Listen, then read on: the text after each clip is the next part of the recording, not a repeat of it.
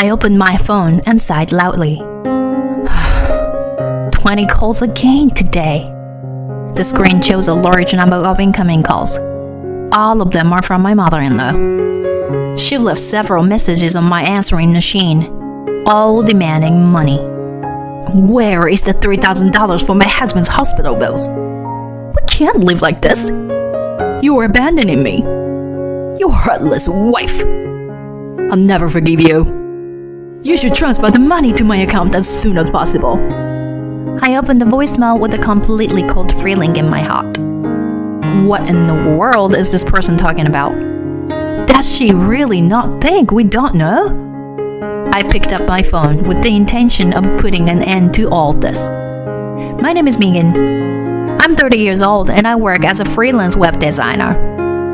I've loved drawing since I was a child. And after graduating from high school, I enrolled in a design school. After graduation, I worked for a production company, but left 2 years ago and started working as a freelancer. At the time, I was quite reluctant to quit my job, but it was my husband, Robert, who gave me the push I needed. I met Robert 5 years ago, and after 2 years of dating, we were now married. After a year of being a married couple, I began to worry about my career and asked him for advice. Hey, Robert, I don't like the way the company is structured and I'd like to start my own business. Is that too risky? Of course not. There are plenty of people working freelance nowadays. That may be true, but if it's just me, it's fine. But now I'm married and living with you, Robert. I don't want to trouble you. It's something you can pursue because you're married. You're not alone. If you fail at starting your own business, wouldn't it make you feel a little better to know that I'm there for you? I think you should do whatever you want to do. You're still young, and if you fail, you can start over as fast as you want.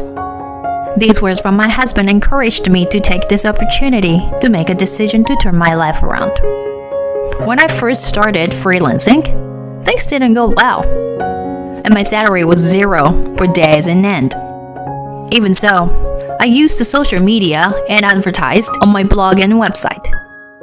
And gradually, the number of requests for design and restoration work increased. 2 years have passed since then. And what started out as cheap restoration commissions have now grown to several $100s per commission, sometimes even $1,000. Of course, there is joy in the constant flow of work. But more than that, I was filled with gratitude to my husband. Then one day, I was working during the day when I received a call on my phone from an unknown number. I answered the call, taking into account the possibility that it was a work-related call, since it was not blocked. Yes, hello? Then I heard a familiar voice on the phone. Oh, hello, Megan? It's Linda. Linda? How did you get my number? I asked Robert for it. I need to talk to you for a minute. Can you hold on a second, please? I quickly opened my phone to find a message from my husband. When I checked the contents, it said, "My mom asked for your contact information, and I gave it to her. And I also included my mother-in-law's phone number." I put my phone to my ear again and continued talking to my mother-in-law. "I'm sorry, Linda. I didn't check the message from Robert." "It's okay. I know you're busy at work. Robert told me that you've been busy with more and more work since you started freelancing." Well, thankfully, with Robert's support, I've been able to do what I want to do. Wow, that's just perfect. Huh? I was curious about my mother-in-law's expression, so I asked her about it, and she immediately opened her mouth. "Actually, I haven't told Robert yet, but his father, Stephen, is not doing so well." "What's wrong with Stephen?" "He went to the hospital the other day and they found out he had cancer. And he said he didn't want Robert to find out about it." "Oh, so that's what happened? Oh my gosh. Shouldn't he get treated as soon as possible?" "Yeah, I know. But I don't have any income. And his savings. Well, he built you guys a house when you got married. So now he doesn't have any." She's right. The house we are living in now was billed by my father-in-law as a wedding gift. He didn't say anything about the money. That's why my husband and I didn't think his savings were that low. We never imagined that he would be unable to treat his illness because of the house he built for us. As I was feeling sorry for him, my mother-in-law continued. I'm sorry, but I'd like you to help pay for Steven's treatment. What, me? We've already spent most of our savings on your new house. And Steven doesn't want Robert to know he's sick.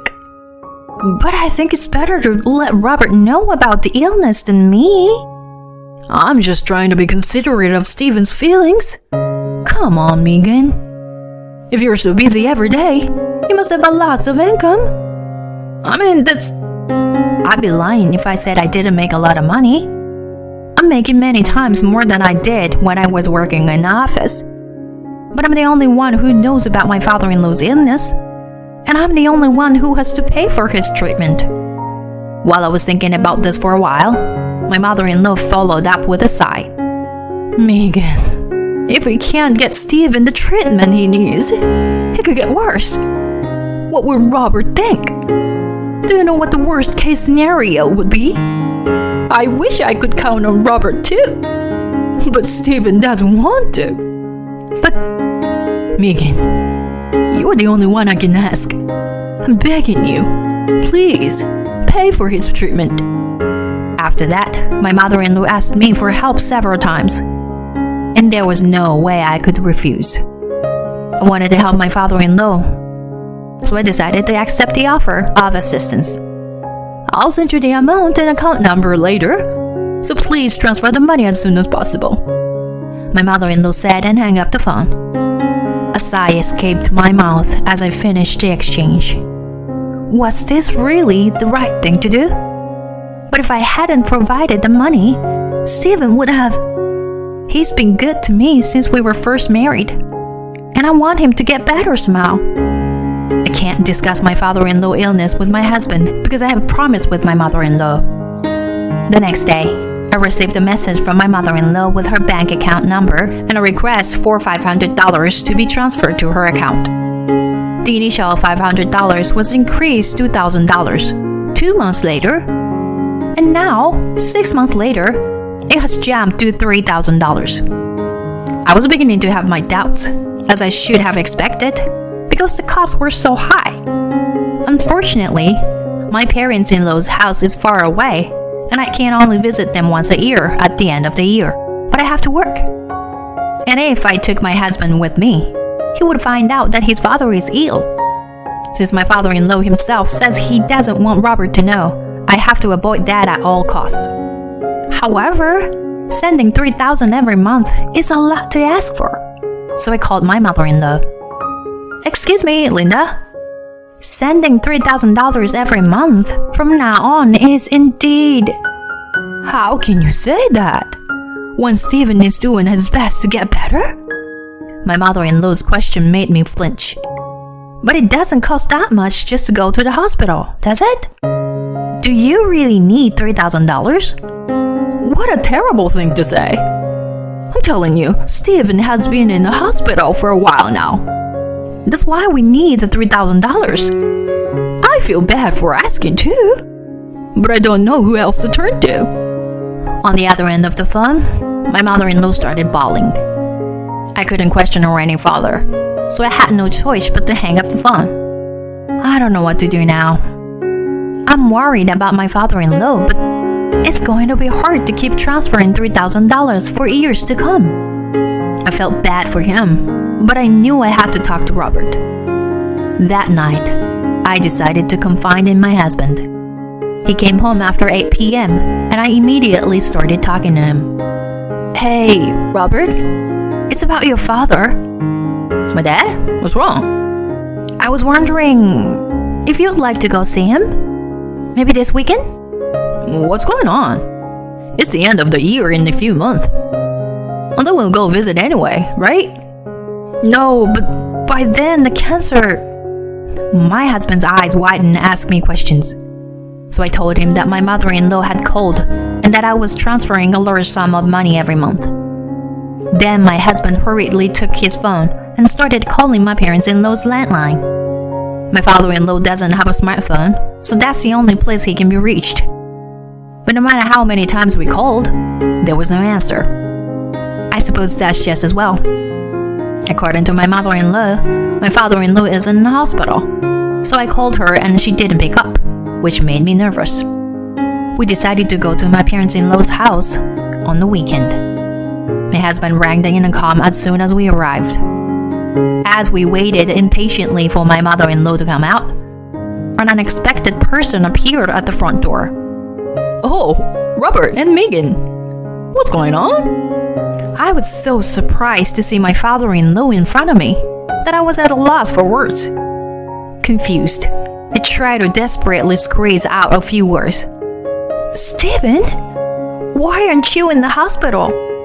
In a hospital?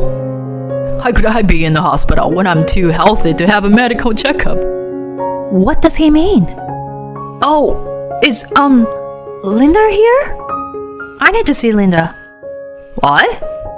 I need to check something with Linda.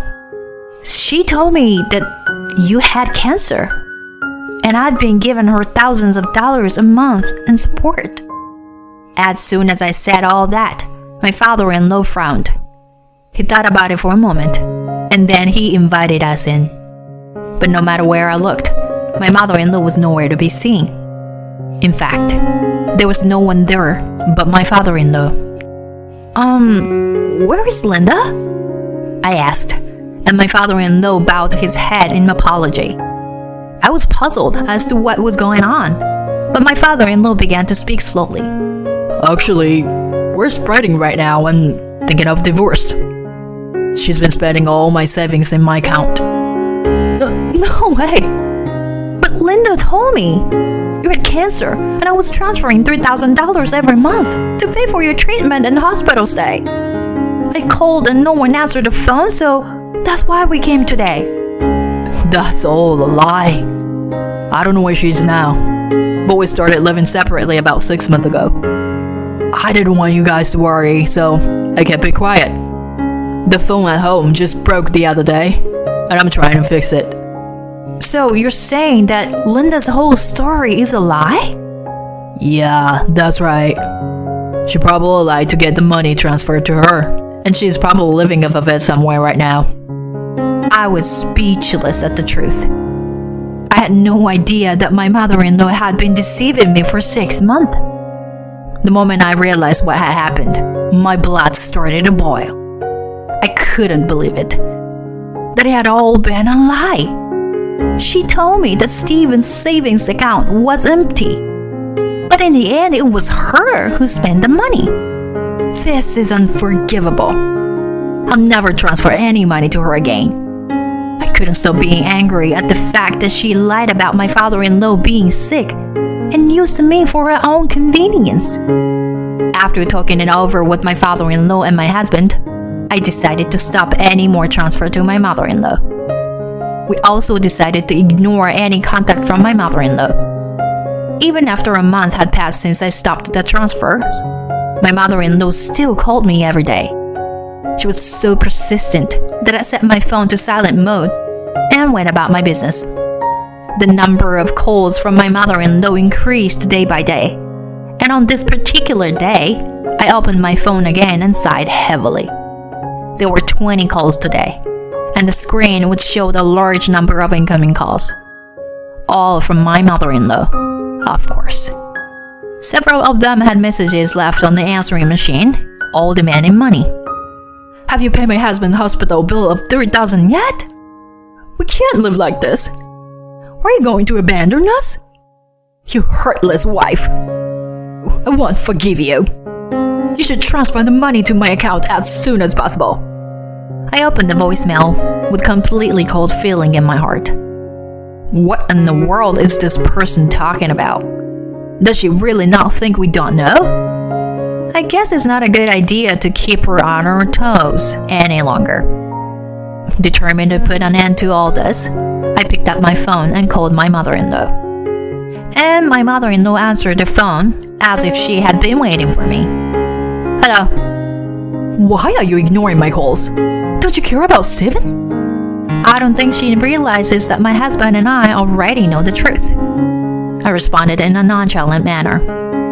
Linda, please come down. How can I be calm? If you don't transfer the money, Steven will be kicked out of the hospital. What are you talking about? Isn't Steven fine? Huh? Megan, what are you talking? You lied about the cancer in the first place. Did you think that since we live so far away, we wouldn't find out? My mother-in-law must have sensed something bad from what I said. Her bossy attitude disappeared, and she became somewhat distant. Megan, I'm sorry, but I think I misspoke. Steven is not actually in the hospital, but it's true that he has cancer, so... Oh, I see. Steven said he was completely healthy though. Yeah, no, just wire me the money. Otherwise, we can't survive. You mean you can't survive, right? You've been spending Steven's savings, and now you're trying to rip me off too. How do you? Because I talked to Steven in person. He was a little plumper than when I saw him at the end of last year.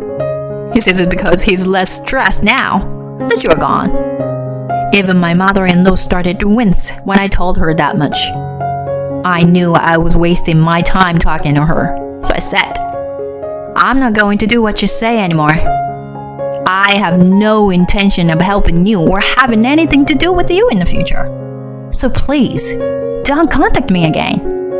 Oh, and I will charge you for all the money I have transferred so far. Wait a minute. If you do that, my life will... I don't care about that. Steven and Robert are fed up with you. They want nothing to do with you ever again. So, from now on, you're on your own.